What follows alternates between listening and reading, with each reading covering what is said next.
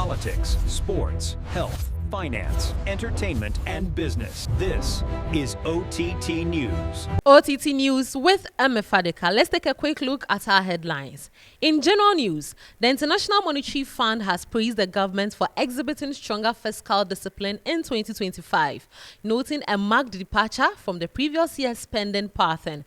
IMF described the administration's expenditure controls as a significant improvement on 2024, when elevated spending and depreciation of the cedi intensified inflationary pressures. Meanwhile, the Bank of Ghana is set to inject up to $1 billion into the market in November under its revised foreign exchange market intermediation program. The initiative could see the central bank auction about $300 million twice a week in November to licensed commercial banks on a spot basis.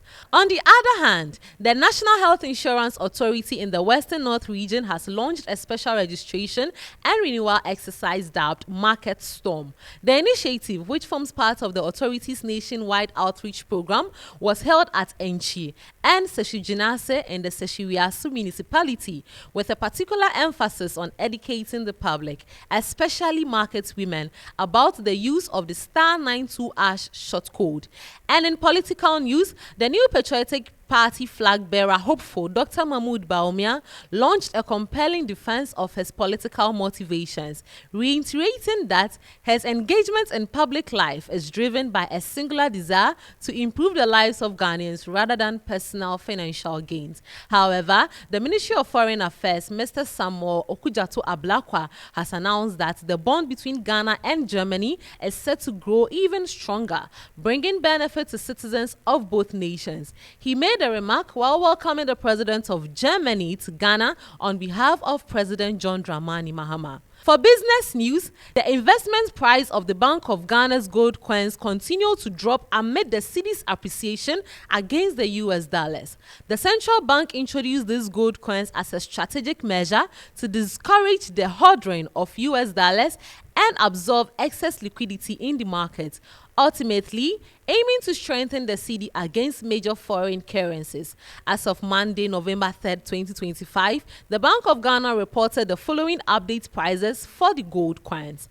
In educational news, Butcher Boys crashed Prempeh and Adisco to secure National Science and Maths Quiz semi-final spot.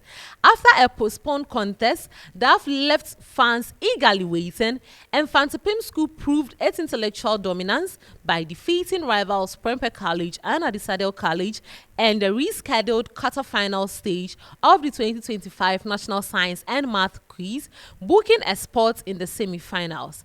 And in other developments, Google has taken down one of its AI models after a US senator claimed it fabricated rape allegations. Also, WhatsApp now offers passkey support for its end-to-end encrypted backups, allowing users to restore their data using biometrics or screen lock methods if they lose their device.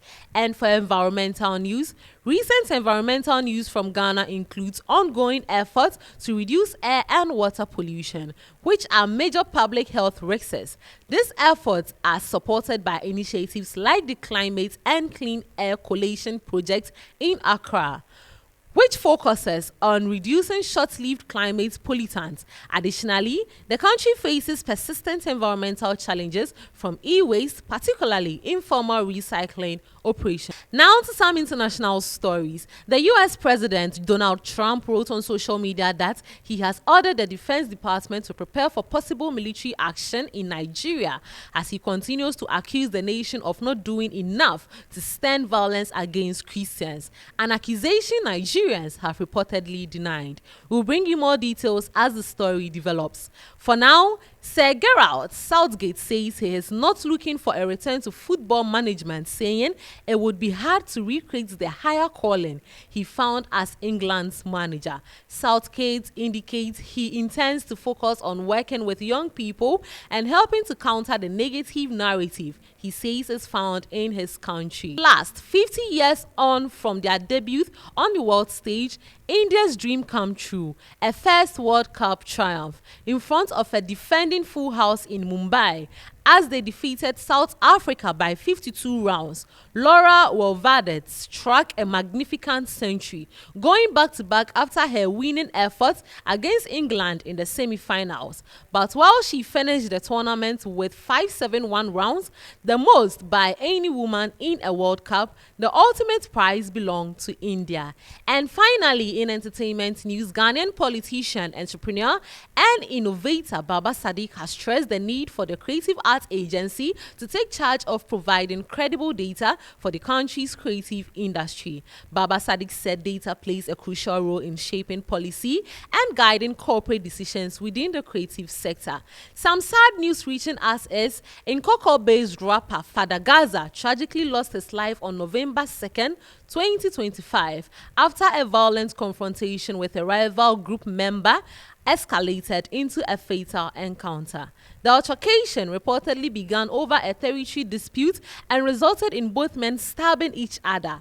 Despite being rushed to the Holy Family Catholic Hospital in Nkoko, Fada Gaza was pronounced dead upon arrival. And finally, Michael Jackson remains the ultimate symbol of posthumous success. According to Forbes, the King of Pops was once again named the highest paid dead celebrity of 2025, earning an estimated $105 million over the past year, more than any other late icon by a wide margin. Since Jackson's death in 2009, his estate has generated a staggering $3.5 billion, cementing his legacy not only as a musician legend, but also as a financial powerhouse. And that's all for this hour's bulletin on OTT News with Emi Fadika. Politics, sports, health, finance, entertainment, and business. This is OTT News.